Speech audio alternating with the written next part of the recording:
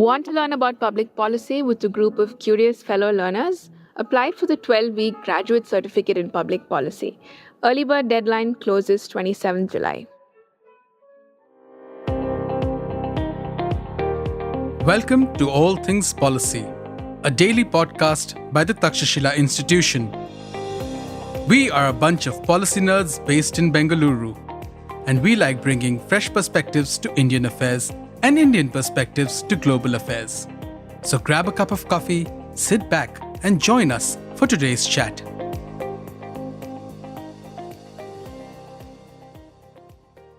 This is part one of a two-part series on India's Akashteer air defense system. The second part would be released tomorrow, so please do tune in to listen to the second episode tomorrow too.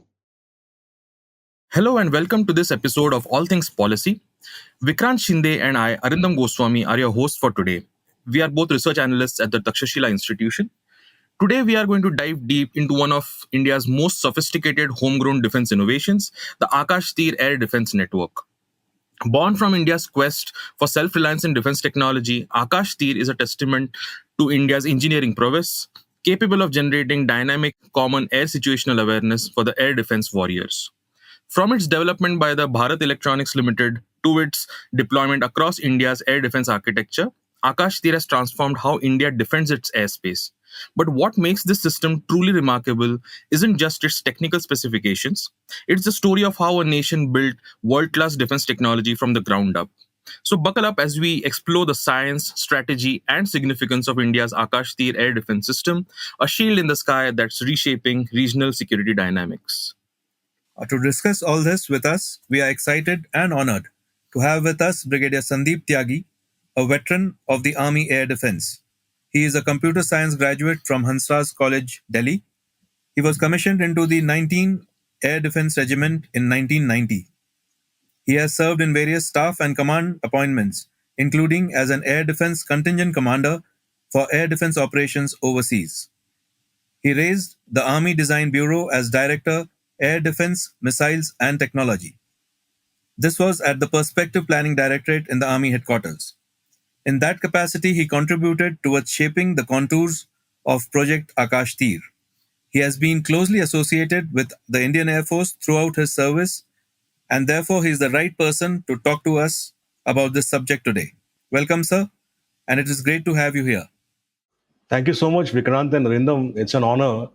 And thank you for having me on your show. Good afternoon to my friends who are listening to me. And I'm excited as well to have a nice discussion with you, gentlemen. Thank you, sir. To get started, as you are aware, defense of the Indian airspace has been the responsibility of Indian Air Force for almost since its independence, and formally mandated to the Indian Air Force for the first time in the Union War Book in 1993. Airspace management from an air defense perspective can be broadly divided into three major activities, that is airspace coordination, air traffic control, and air defense. Aerial threats, which include weapons launched from aerial as well as space-based platforms and surface launch weapons. In addition, in the recent times, drones have emerged as another potent aerial threat. To understand the dynamics of how this air battle and air defense is coordinated is what we are discussing today. And we want to see as to where the Integrated Air Command and Control System, or the IACCS, and Akashteer fit into the scheme of these things. So towards that, sir, I would like to ask you as to how this entire architecture has evolved over the years, and the fast pace at which technological developments are taking place. How do you see this trend going forward?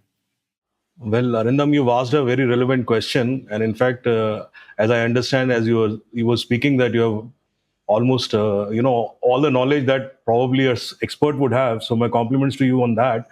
Nevertheless, before we come on to the subject of Akashteer in specific, and then its sort of integration with the IACCS, let me set the stage with explaining to your listeners as to how air defense operations overall take place, or how does the air defense environment in the country kind of exists as we speak.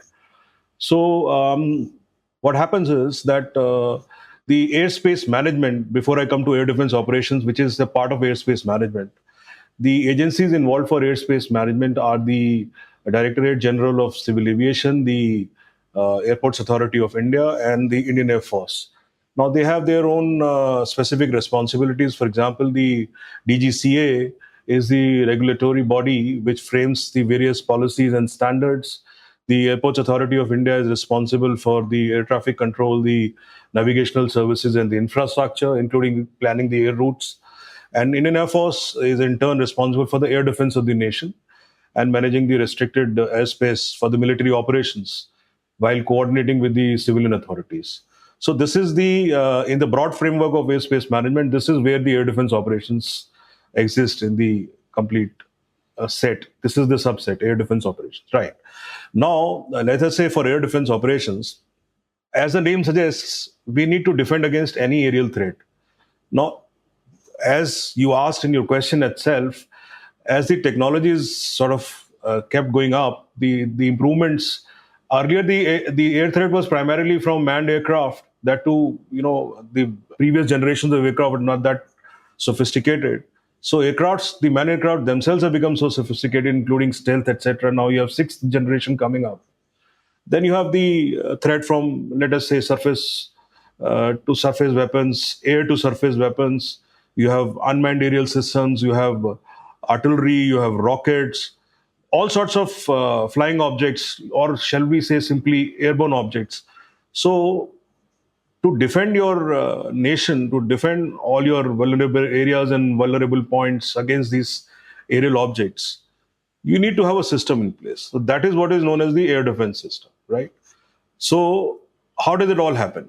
You basically require, absolutely simplistically speaking, you require sensors to detect, to track, and identify. Then you require somebody to take a decision whether this particular aerial object or airborne object is a threat.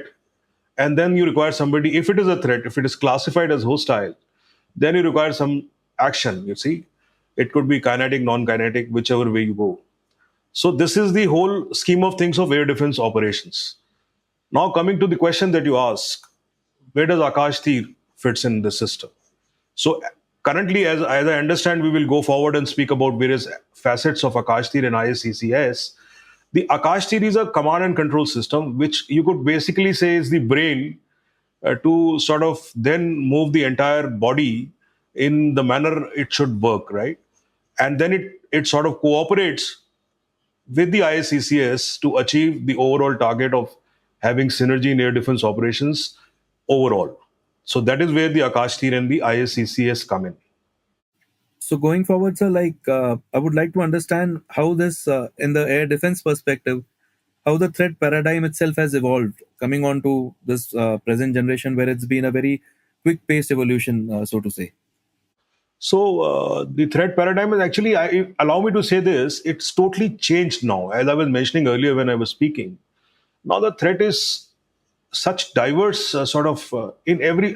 No, you see, you would have noticed in Operation Sindoor as well. Now you see, it is a multi-domain sort of a threat, right? So threat is not only, when we say, it is not only that the airborne objects are threatening you, the domains also are the cyber, the space, right? The electronic warfare. These are all domains which are part and parcel of that aerial threat that you are going to sort of face. So therefore, it's very complex, it's very complicated, and it has become really threatening. So when you say how is the technology or the advancement of weapon systems and associated equipment has changed the air threat, I would say it has totally flipped the threat on its head. And you need to stay ahead of the curve, otherwise you have serious problems. So given the complexity that you've just described, how is this responsibility of the entire air defense domain shared and coordinated between the three services, that is the Air Force, Navy, and the Army? Right. So overall responsibility of air defense of the nation is of Indian Air Force. So where does Army and Navy come in? I'll come to that a little later. Let me just talk about Indian Air Force first. So Indian Air Force is responsible, like I said, for the overall air defense of the nation. By the very nature of the equipment that the Air Force holds, the aircrafts, the long range missiles, the long range surveillance radars. By that very nature, Indian Air Force is responsible for the medium and higher level threat, right? So let us say I'm just going to explain a hypothetical scenario to you. Let us say there is an incoming threat, either from a manned aircraft or an unmanned platform or some sort of a missile. It could be a cruise missile, it could be a ballistic missile, any or a hypersonic sort of a weapon system. So initially, the long range surveillance radars, including AWACS, would be surveilling the entire area of operations or their responsibility. So first of all, the detection would take place. Then the airborne object which has been detected, or the threat which is classifying it already as a threat, but whatever the airborne object is, once it is detected, then it is identified, classified as whether it is friendly or hostile, supposing it is hostile. So you would like to engage it with the farthest, based on the kind of threat that it poses to you and the time available for engagement.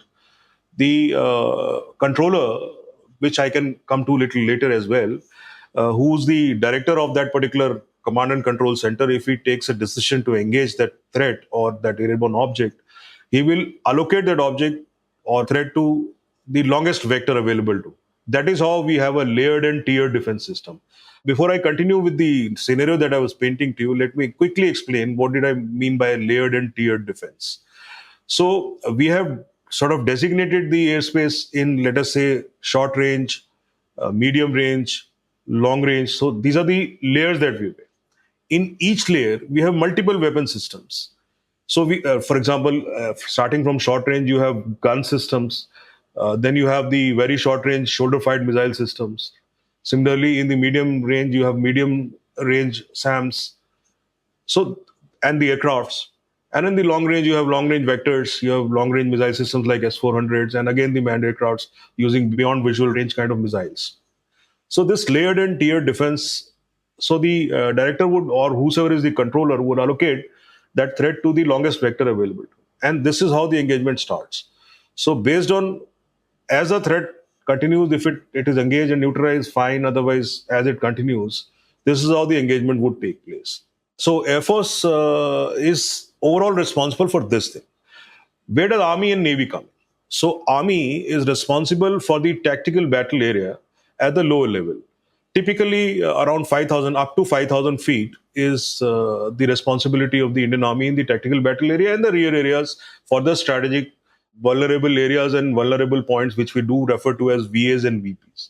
This includes Air Force bases. This includes the VAs, VPs of national importance, like oil refineries, like atomic power stations, or any such commercial centers. So all of this, where the army weapon systems are deployed, this is for the terminal defense of the VA or the VP, up to typically, like I said, the height of 1,500 meters, but that not necessarily is capped at that, because army does have the MRSAMs as well.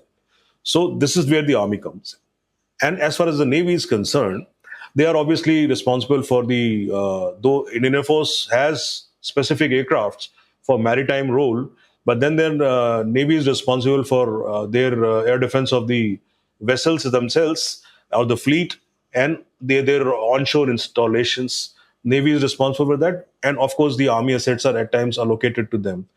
And then they have the three systems. Air Force has the IACCS, the Army has the Akashteer, which is probably your subject today, and Navy has something called Trigun for maritime domain awareness and air defense operations. And again, it gets fused data from all sorts of sensors, including radars and sonars. So this is how the air defense works in the nation with the three forces.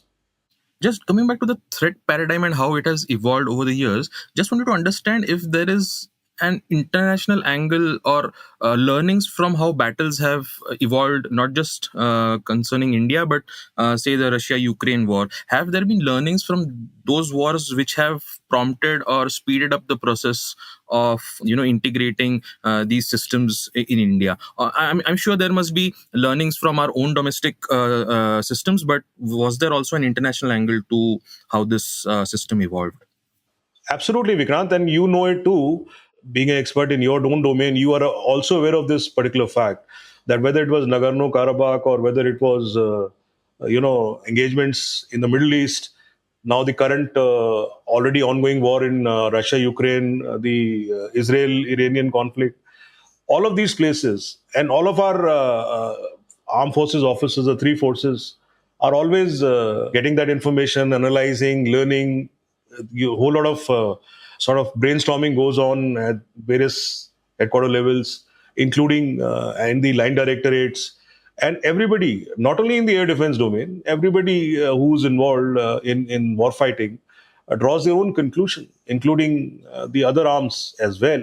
It is not only the air defense, it is the other arms as well who draw various lessons from various conflicts and then try and imbibe them and improve our own. And by the way, as the like we've just seen how Ukraine used the drones in such a asymmetric manner to strike various airfields of Russia. I mean, there's something which is, mind-boggling. It is. You could use something like this also. So all of these things are absolutely sort of wargamed and brainstormed, and necessary lessons are drawn to shape our own policies as well as strategies and tactics. Right. Could you run us through some instances of airspace violations in our context, in the Indian context, either with our western or the northern neighbor, and how a AD battle, say, in a wartime scenario, kind of manifests? All right. So let me answer that first question first.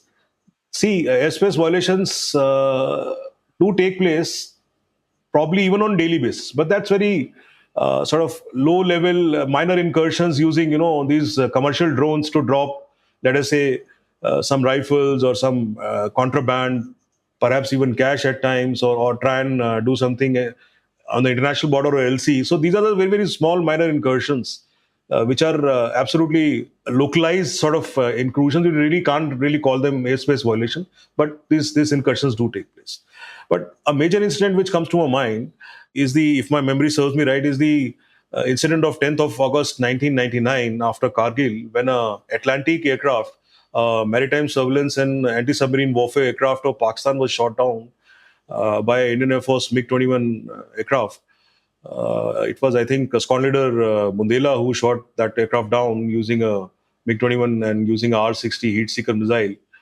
I think that was a clear sort of a example of how airspace violation is dealt with. And the necessary warnings were given to this aircraft, but it continued violating the Indian airspace. And therefore, the officer was clear to take that aircraft down. And I think about 16 people lost their lives in that particular incident. So that's a clear case of how a airspace violation. Then there is another incident, though you can't really call it a airspace violation, but it was like, for example, in the LC scenario, generally you follow a system of keeping about 5 kilometers distance while you're flying from the LC. Then these are mostly rotary wing aircrafts. So there was this incident when a Igla missile was used to bring down a rotary wing aircraft of Pakistan in the glacier area.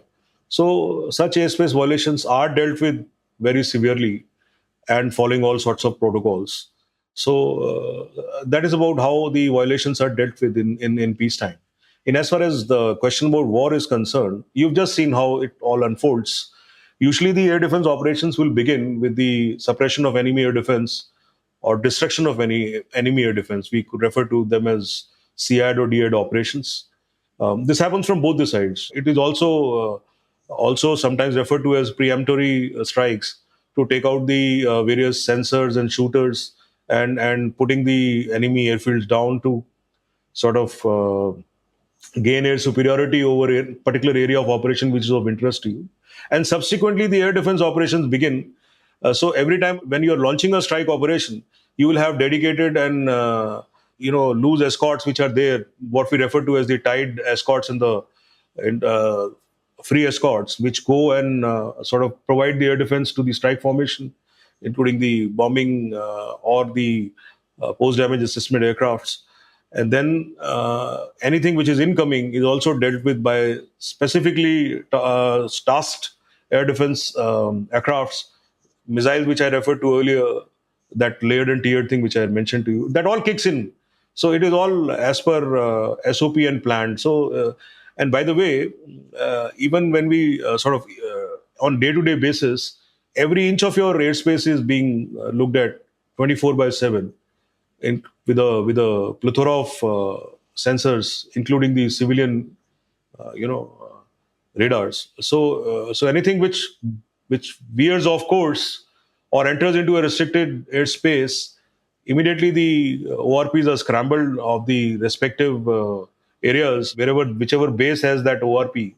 That those operational ready aircrafts are scrambled and warnings are given, and there are SOPs for giving these warnings, and then the aircraft is forced to land, whichever the hostile aircraft is there or airborne object is there is forced to land, and if not, then there are rules of engagement, and the aircraft is engaged, like what happened with the Atlantic incident. So this is how you deal with the airspace violations, and in war, how all of this just sorts of very very smoothly transitions itself, as I explained.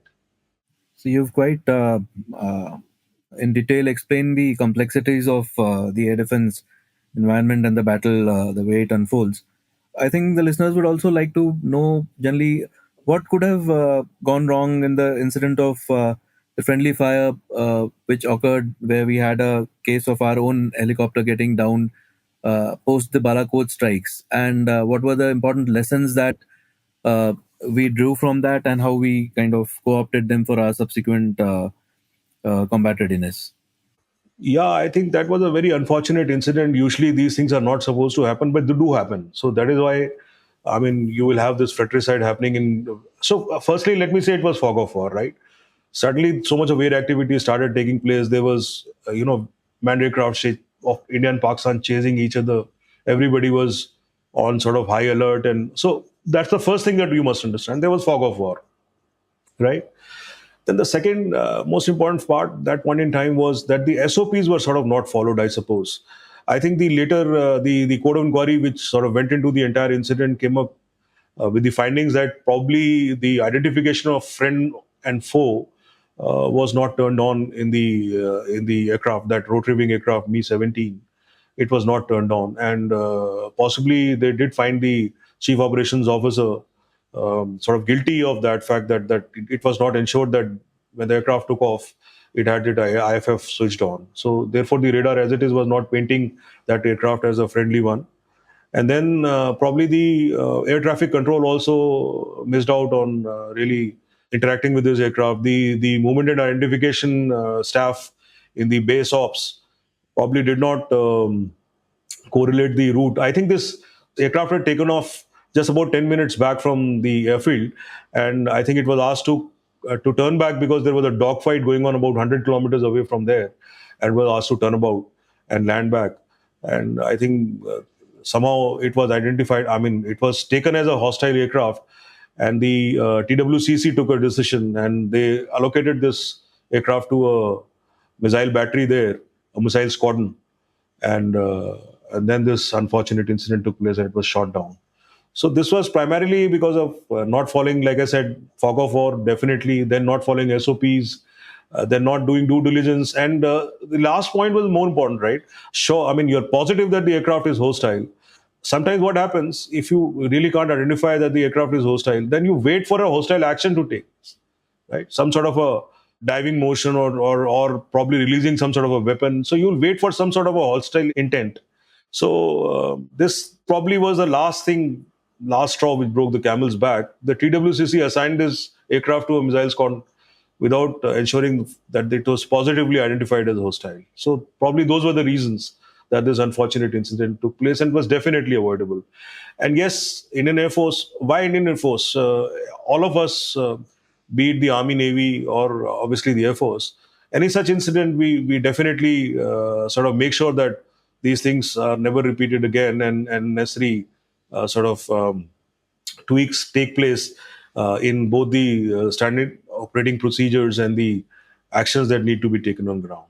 So I'm sure those lessons were learnt, and I'm sort of absolutely certain that these things will not be repeated. Of course, one can never be absolutely certain, but definitely this incident would have sort of ensured that people do remain aware of such things, and these are never repeated. So in the process of constant, wargaming such scenarios and evolving our tactics to kind of counter these threats. How did the felt need for a project like Akashteer actually get conceived? And just adding on to what Colonel Vikrant just asked, since a similar systems integration was already available in the form of IACCS, right? Couldn't that have been tweaked for this system? What was the need for building a sort of a new system as such? This takes me back right when I was a young officer, and when we used to do these air defense operations, sitting in the base operations of a airfield, as my battery was deployed in one of those in the forward areas in Rajasthan. So those were the days when you had base ops having a vertical plotting board where the plotters will plot from behind the board. So they will write in reverse fashion so that people sitting in front would be able to see what is being written. So MOP, for example, a mobile observation post, will use RT, radio telephony, to say, give out a warning of things coming in low. For example, those days, low level coverage was very less. So therefore, they will sound out a warning that the aircrafts are approaching at low level, these many numbers, etc., etc. So there were codes for that. And then the person who was plotting, the plotter would plot it, right? And then the chain would start. Then the base air defense officer will take some decision, etc., etc. I mean, I'll not take you into all of that. What I'm trying to say is, from those days, and then probably in 1998, then a new system was developed by the Indian Air Force called the TADIDS, the Tactical Air Defense Information Display System. So that was also a near real time sort of a thing. It wasn't real time, and all sorts of sensors were not fused, and there were problems in that as well. And then to IACCS. So while the Air Force progressed, the Air Force ensured that it sort of developed a system which was absolutely, real time and autonomous, and provided the commanders with the real time picture of what was happening. The army, unfortunately, though Akashteer discussions, and in some form or the other, the TSTs came in, and the army TADIDS was developed, but it never sort of became a fully formed, digitized sort of a system, and which could sort of integrate with the ISCCS. So the final handshake with the ISCCs in any case was never there. So the Joint Air Defense Centers, which is the level at which the Air Force and the Army comes together in the field to tackle air threats, the handshake was still manual, right? So and the radars of the Indian Army could not provide the real time picture to the Indian Air Force to fuse it into their own picture. And whereas Army has a tremendous low level coverage, because they're all their radars are having that capability. So obviously a need was felt. So to make this semi-automated sort of a system into a fully automated system, so to cut down on longer, or rather the slower reaction, the longer time that it took, then there was no, geographic visualization available to the operators of army TADIDs, and therefore their spatial awareness was less. They were not aware as to what was happening around them. They were very localized to their 20-30 kilometers because of the limitation of the earlier system. Then low level threats were usually going undetected. These drones that have now come in, and the rotary wing aircrafts flying low. So generally, they were an issue of detecting them. And once it was detected, then upward interrogation was difficult. Like I said, it would be handed over manually to the Indian Air Force, and the Indian Air Force screen is not painting it, so they can't take a decision whether it is a hostile. And so there were huge amount of time delays, etc. And the most important fact, like I kept saying earlier also, there was no integration with the Indian Air Force. So all of that led to sort of a requirement that we must have a fully automated system, fully and which could talk to IACC and IACCS and Trigun, and have a real time handshake with them. So that is how this entire thing was sort of thought through and conceptualized. And just to cover here, the structure as to what was thought about was, there were, or rather, there are, or it was thought and executed that there would be radar remote ends, and there would be weapon remote ends, which will be forward position elements that would feed the target data and send it up the chain. Then there will be command posts. both at the battery level and the regimental level. And then it'll come to the JADC or the DADC in case of Armored Division Air Defense Brigade, and onwards to ISCCS. So this is how the entire structure was thought through and was executed. The JADC is capable of handling, now it is capable of handling thousands of targets. You must realize in the TBA, JADC is at a core level. Now, in a core zone, the people who are using the airspace are amazingly wide, and the range and depth is amazing. From artillery trying to fire their guns and rockets, to aviation flying their rotary wing aircrafts, to air defense firing their guns and missiles, to the the drones, army drones which are flying, SATA flying their drones. So whole lot of people want to use the airspace, and this airspace in this TBA must be managed in a manner that nobody is restricted to use that airspace, and yet we don't end up creating a situation where you have fratricide and everybody is allowed, maximum independence, while ensuring the operational freedom does not result in some sort of a own casualty, blue on blue sort of a action. And then the Air Force also is operating in the same airspace, right, for providing support to the Indian Army. So all of this, try and imagine this, conundrum in which all of this thing is happening, and you have a nearly, real time or a semi-automated system. You cannot handle those number of airspace users in real time and tell them when to do what, right? So now all of that has changed, and Akashteer absolutely has become a game changer in the TBA. This was part 1 of a two-part series on India's Akashteer air defense system. Hope you enjoyed listening to it. The second part would be released tomorrow, so please tune in again tomorrow to listen to the second episode and let us know how you like it. If you liked our show, dive into Takstashila's research on technology, strategy, and economic affairs. Check us out at our Twitter handle @TakshashilaINST or our website takshashila.org.in.